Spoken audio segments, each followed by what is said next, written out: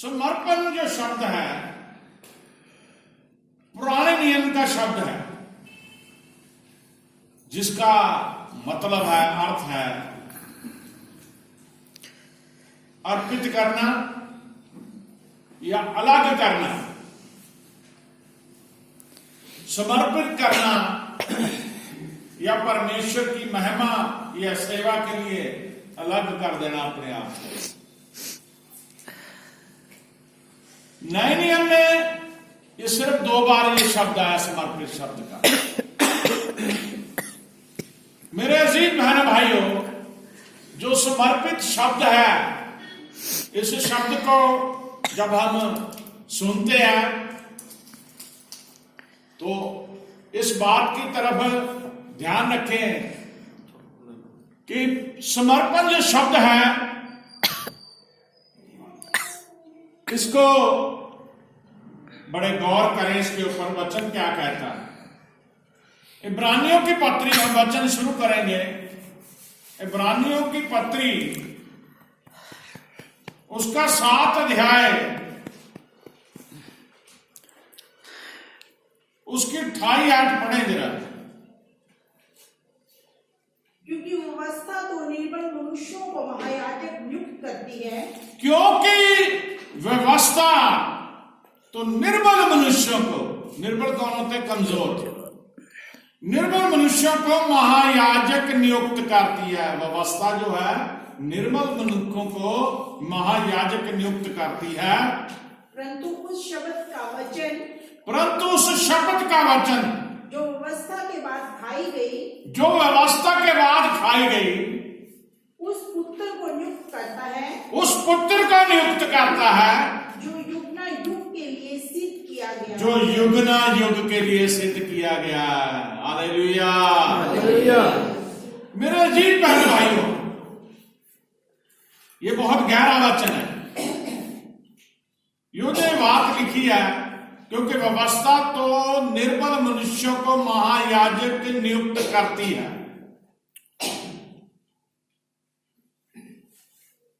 जो पुराने अहदनामे में हम देखते थे, जो सेपरेशन है, जो चुने हुए होते थे, याजक होते थे, उन्हें अलग कर लिया जाता था।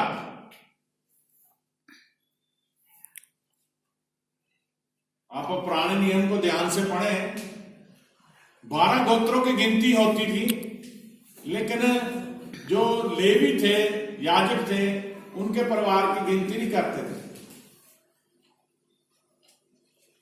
क्योंकि वो परमेश्वर के लिए थे।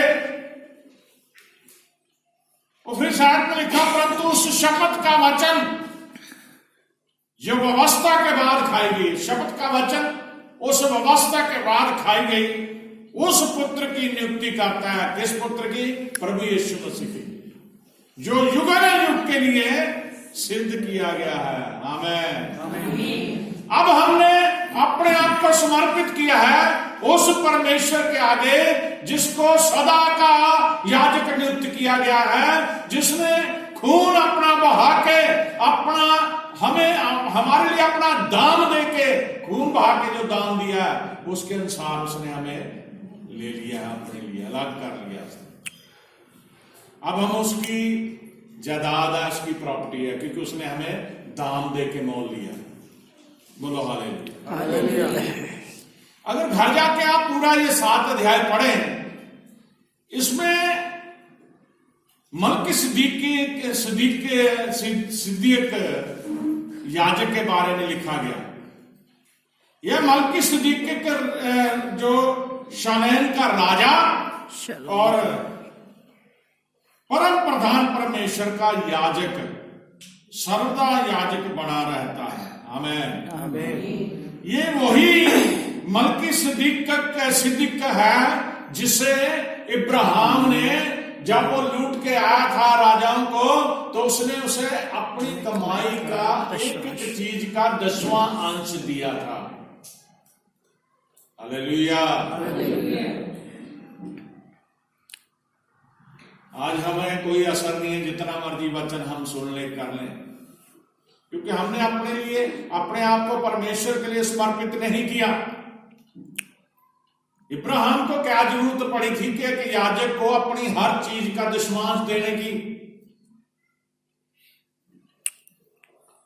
और आज हम सुन के अनसुना कर देते हैं, कोई जरूरत नहीं समझते अपनी कमाई का दशमांश देने की, क्योंकि परमेश्वर ने यह ठहराया था और परमेश्वर चाहता था कि ऐसा करके आप आशीष पाए। परमेश्वर चाहता था ऐसा करके आपको बरकत मिले। और जो वचन हमें बताता है यीशु मसीह के बारे में, क्योंकि उसके विषय में यह गवाही दी गई है, तू मलिक के सिद्दीक की रीति पर युगना युग याजक है। बोलो हालेलुया। वो तो जो शुरू में हमने पढ़ा, जो व्यवस्था है, क्योंकि व्यवस्था निर्बल मनुष्य को याजक नियुक्त करती है। अब मिल्क सिद्दीक के बाद हारून को, उसके पुत्रों को भी याजक के लिए चुना गया, लेकिन वो क्या हुआ? मर गए। थोड़ा समय याजक का काम किया और मर गए, क्योंकि वो मनुष्य थे। लेकिन जब परमेश्वर ने अपने पुत्र को इस जगत में भेज दिया, उसे युगना युग के लिए, जब तक ये दुनिया है और उसके बाद भी उसको पूर्ण रूप से याजक महायाजक नियुक्त कर दिया गया। Hallelujah, hallelujah. क्योंकि वो मरा नहीं, वो जिंदा है। इस प्रकार पहली आज्ञा निर्बल और निष्पक्ष होने के कारण लोप हो गई, इसलिए कि व्यवस्था ने किसी बात की सिद्धि नहीं की और उसके स्थान पर एक ऐसी उत्तम आशा रखी गई है जिसके द्वारा हम परमेश्वर के समीप जा सकते हैं।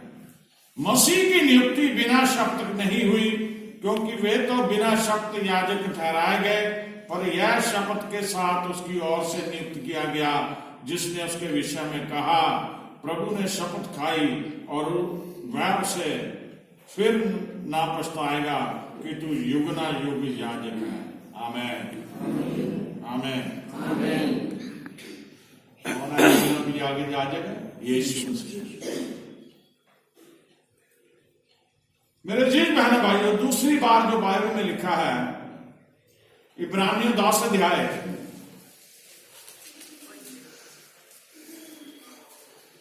10 की 20 पढ़िए जरा। जो उसने पर्दे अर्थात अपने शरीर में से होकर, हाँ, अगर हम 19 से पढ़ेंगे समझ आएगी सभी को। इसलिए हे भाइयों, हाँ, यहाँ पे प्रभु का दास कहता है, इसलिए हे भाइयों, जब हमें यीशु के लहू के द्वारा, जब हमें यीशु के लहू के द्वारा उस नए और जीवते मार्ग के पवित्र स्थान में, उस नए और जीवते मार्ग से पवित्र स्थान में प्रवेश करने का हयाब हो गया है, प्रवेश करने का हियाब हो गया है। अब प्रभु यीशु मसीह के कारण ही उस पवित्र स्थान में हम प्रवेश कर सके हैं, हो गया है। जो उसने पर्दे अर्थात अपने शरीर में से होकर हमारे लिए अभिषेक किया है। उसने पर्दे अर्थात अपने शरीर में से होकर हमारे लिए अभिषेक किया है। आमीन। हम देखते हैं जब यीशु मसीह को सलीब पे चढ़ाया हुआ था, जब उसने प्राण त्यागे, तो लिखा हैकल का पर्दा 2 हिस्सों में हो गया। आमीन, फट गया। जो परमेश्वर के लिए अति पवित्र स्थान बनाया गया था और लोगों के लिए बाहर का स्थान, अब क्या है? जो पर्दा था परमेश्वर और इंसानों के बीच में, वो यीशु मसीह ने अपना लहू बहा के उस पर्दे को खोल दिया, वो पर्दा उठ गया। हालेलुया। और हम रूबरू परमेश्वर से के दर्शन कर सके यीशु मसीह के जरिए। मेरे अजीज बहन भाई, समर्पण का जो अर्थ है, हृदय परिवर्तन, दिल बदल गया, या पाप रहित स्थिति की सिद्धता नहीं है। समर्पण जो है आवश्यक रूप में एक आकस्मिक आवेग या उत्तेजनावश उत्पन्न भावना नहीं है। समर्पण आत्मा का यीशु से पूर्ण रूप से विश्वास करना है। जब हम आत्मा से यीशु मसीह के ऊपर पूर्ण रूप में विश्वास करते हैं, ये समर्पण है। अपने लिए कुछ भी न रख छोड़ना, वह सदा के लिए स्वयं को मसीह को सौंप देना, जैसे कि मूल्य देकर खरीदा जाता है, फिर हम अपने नहीं रहते। आमीन। ये है समर्पण का मतलब। फिर हम अपने नहीं रहते, हमने अपने आप को परमेश्वर को दे दिया, हमने अपने आप को यीशु मसीह को दे दिया, हमने अपने आप को समर्पित कर दिया। जिस दिन हमने तौबा करी उसी दिन हमने समर्पित कर दिया, जिस दिन हमने तौबा करके बपतिस्मा लिया उसी दिन समर्पित कर दिया। अब ये शरीर तो जरूर हमारा है, लेकिन सारा इख्तियार अधिकार इसके ऊपर यीशु मसीह का है। Hallelujah, hallelujah, hallelujah, hallelujah, hallelujah, hallelujah. मेरे अजीज बहन भाइयों, अब बाइबल हमें ये बताती है, ये जरूरी है, ये आवश्यक रूप में पूरे समय के लिए सेवा के लिए स्वेच्छा से देना नहीं है। हो सकता है, ऐसा भी हो सकता है, लेकिन मेरे अजीज बहन भाइयों, परमेश्वर के जो चुने हुए लोग थे, परमेश्वर के जो मसा किए हुए लोग थे, चुने हुए विश्वासी थे और बहुत ही उसके ऊपर विश्वास रखने वाले थे, उन्होंने भी बताया कि कौन अपनी इच्छा से परमेश्वर को समर्पित करेगा अपने आप को। Hallelujah, hallelujah. हम पढ़ सकते हैं पहला इतिहास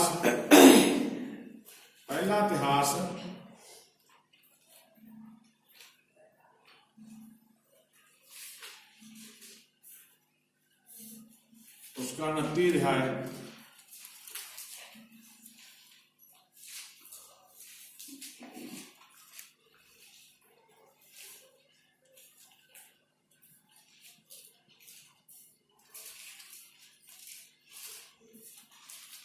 मत्ती की 5 आयत पढ़ेंगे।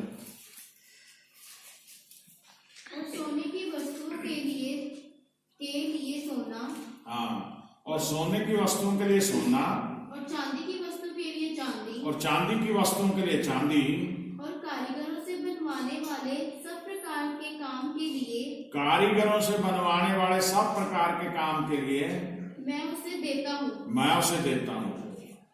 अब कौन अपनी इच्छा से यहोवा के लिए अपने को अर्पित कर देता है? कौन अपनी इच्छा से यहोवा के लिए अपने को अर्पित कर देता है? आमीन। ये दाऊद बादशाह कह रहा है। अगर पूरी बात समझने नती की पहली आयत से पढ़े, देखिए जब मंदिर निर्माण के लिए भेंट के लिए उसने करा, हमने भी ये घर बनाया प्रभु का, प्रभु की कृपा से बन गया, और हमने भी अनाउंसमेंट करी थी हर बहन भाई अपनी इच्छा से जो भी उसके दिल में आए उसके लिए दान दे। ये कई लोगों को बुरा लगा, लेकिन बाइबल ये बताती है राजा दाऊद राजा था, उसके पास दौलत की कमी नहीं थी, लेकिन जो परमेश्वर का घर बनाना था, मंदिर बनाना था, उसको बनाने के लिए उसने भी आवाज लगाई कि उसमें हिस्सा डालो भाई, उसमें दान करो। अब प्रभु के इस घर का ये हाल तो बन गया, बाहर सारा काम बाकी है। उसके लिए कोई भी किसी के दिल में भी ये बात नहीं आती कि प्रभु का घर पूर्ण रूप से सुंदर बन जाए, कि बाहर का जो हिस्सा वो भी बहुत बढ़िया बन जाए, कोई भी इसके लिए बोझ नहीं रखता।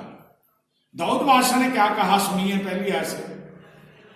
फिर राजा दाऊद ने सारी सभा से कहा, हाँ, राजा दाऊद ने सारी सभा से कहा, मेरा पुत्र सुलेमान सुकुमार लड़का है। मेरा पुत्र सुलेमान सुकुमार लड़का है, बड़ा कोमल, बड़ा जवान और बहुत ही नर्म लड़का है, और केवल उसी को परमेश्वर ने चुना है। केवल उसी को चुना है कि मेरा घर बनाए। काम तो भारी है, काम बहुत भारी है, जिम्मेवारी बहुत भारी है, क्योंकि यह भवन मनुष्य के लिए नहीं, ये भवन जो बनेगा वो मनुष्यों के लिए नहीं, यहोवा परमेश्वर के लिए बनेगा। यहोवा परमेश्वर के लिए बनेगा। मैंने तो अपनी शक्ति भर, और दाऊद कह रहा मैंने अपनी शक्ति भर अपने परमेश्वर के भवन के निर्मित अपने भवन, परमेश्वर का भवन के निर्मित सोने की वस्तुओं के लिए सोना, सोने की वस्तुओं के लिए सोना, चांदी की वस्तु के चांदी की वस्तुओं के लिए चांदी, पीतल की वस्तु के लिए पीतल, पीतल की वस्तुओं के लिए पीतल, लोहे की वस्तुओं के लिए लोहा, लोहों की वस्तुओं के लिए लोहा, लकड़ी की वस्तुओं के लिए लकड़ी, लकड़ी की वस्तुओं के लिए लकड़ी, और सुलेमानी पत्थर, और सुलेमानी पत्थर, और जड़ने के लिए योग्य जड़ने के लिए योग्य मणि और पिचकारी के काम के लिए भिन्न और पिचकारी के काम के लिए भिन्न भिन्न रंगों के नग और सब भांति के मणि और सब भांति के मणि और बहुत सा संगमरमर का पत्थर, बहुत सा संगमरमर इकट्ठा किया है। फिर मेरा मन अपने परमेश्वर के भवन में लगा है। फिर मेरा मन अपने परमेश्वर के भवन में लगा है।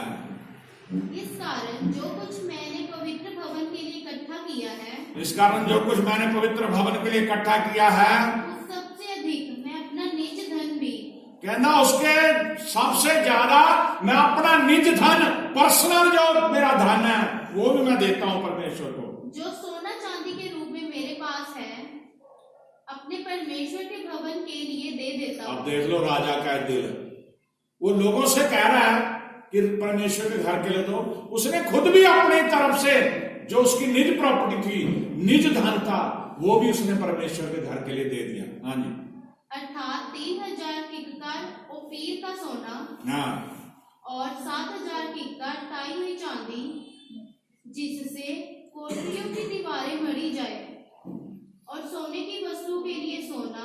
पंचमी आज जो हमने पढ़ी उसी पे आ जाते हैं। सोने की वस्तुओं के लिए सोना, चांदी की वस्तुओं चांदी की वस्तुओं के लिए चांदी, और कारीगरों से बनाने वाले सब प्रकार के काम के लिए मैं उसे देता हूँ। मैं उसे देता हूँ। अब आइए जो असली बात है, अब कौन अपनी इच्छा से यहोवा के लिए अपने को अर्पित कर देता है? हालेलुया। कौन अपनी इच्छा से अपने को अर्पित कर देता है, यानी कि पूर्ण रूप से समर्पित कर दे। ये ना सोचे कि मेरे पास कुछ नहीं बचेगा, वो यहोवा को दे दे सब कुछ, अपने आप को भी और अपना सब कुछ परमेश्वर को दे दे। ये है समर्पित करना। असली समर्पित करने का जो वचन में लिखा गया वो ये है, उसने पूर्ण रूप से समर्पित कर दिया। बोलो हालेलुया। आज हम ऐसे नहीं बने। पूरी कलीसियों में सिर्फ 2-4 इंसान ऐसे होते हैं जिन्हें परमेश्वर चुनता है, जो अपनी कमाई का दशमांश से परमेश्वर के घर में लेके आते हैं। बाकी सुनते सुनते बुढ़े हो जाते हैं। उनका जो लालच है, अपना पर्सनल लालच, वो कभी नहीं जाता। वो परमेश्वर को कभी उन्होंने समर्पित ही नहीं किया। बाइबल ये बताती है, जो थोड़े में भी संतोष योग्य है ना, परमेश्वर उस पर बरकतों की वर्षा करता है। जो ज्यादा में भी संतोष योग्य नहीं बन सकता, वो परमेश्वर के वचन की तरफ ध्यान करें, उसके हुक्मों को पूरा करें। जो इब्रानियों का खाता 7 की 28 में हमने पढ़ा था, वो घर जाके 7 अध्याय पूरा पढ़ना, किस तरह से परमेश्वर ने मिल्किसदिक को जब इब्राहिम लूट के आया तो उसने सारा अपना हर हिस्से का जो भी उसके पास था दशमांश दिया। फिर आपकी आंखें खुलेंगी। पढ़िए। आज हम परमेश्वर सिर्फ मानते हैं, उसे समर्पित नहीं करते, उसे देते नहीं है। आप ध्यान से सुनिए, बड़े गौर से सुनिए। एक बात बताइए, आप तीनों टाइम खाना खाते हो या नहीं? हाथ उठाइए जरा। तीनों टाइम खाना, जो तीनों टाइम मिलता खाना आपको, फिर परमेश्वर का धन्यवाद क्यों नहीं करते? आप घर में, आपके सिर पे छत तो है, जैसे घर जैसा मर्जी है। उन लोगों का सोचे जिनके सिर पे छत भी नहीं है, उन लोगों का सोचे जिन्हें खाना नसीब ही नहीं होता, कूड़े में से चुक चुक के ढूंढते हैं। आपको परमेश्वर ने तंदुरुस्ती दी है तो आप परमेश्वर का धन्यवाद करें। आप तंदुरुस्त है। हॉस्पिटल देखिए, भरे पड़े लोग बीमार है, तड़प रहे हैं, लेकिन फिर भी जब परमेश्वर ने हमें युग न युग का याजक दे दिया यीशु नासरी के रूप में, जिसने मोल दे के हमें लिया, फिर भी हम उसके प्रति समर्पित नहीं। पुराने अहदनामे में पढ़ेंगे, लोग अपनी हर चीज का दशमांश निकालते थे। औरतें जब आटा गूंथती थी रोजाना, तो जितना परिवार खाता था 10वां हिस्सा उसका पहले निकाल देती थी अलग से, वो प्रभु के घर में जाता था। फसल होती थी, पहला हिस्सा 10वां हिस्सा प्रभु के घर जाता था, तो वो बरकतें भी पाते थे। आज लोग तड़प क्यों रहे हैं, परेशान क्यों हैं, बरकतें क्यों नहीं है? क्योंकि लोग ये करना नहीं चाहते, वो परमेश्वर के हुक्म को पूरा नहीं करते। इसलिए मलाकी नबी की पुस्तक के 3 अध्याय में लिखा गया ना कि तुम लोग मुझे लूटते हो। इसलिए क्योंकि तुम मेरी दशमांश खा जाते हो, मेरे अपनी कमाई का दशमांश परमेश्वर के घर में नहीं लाते। अब मेरे अजीज बहन भाइयों, कौन तैयार है? जो दाऊद बादशाह ने ये कहा कि अब कौन अपनी इच्छा से यहोवा के लिए अपने आप को अर्पित कर देता है?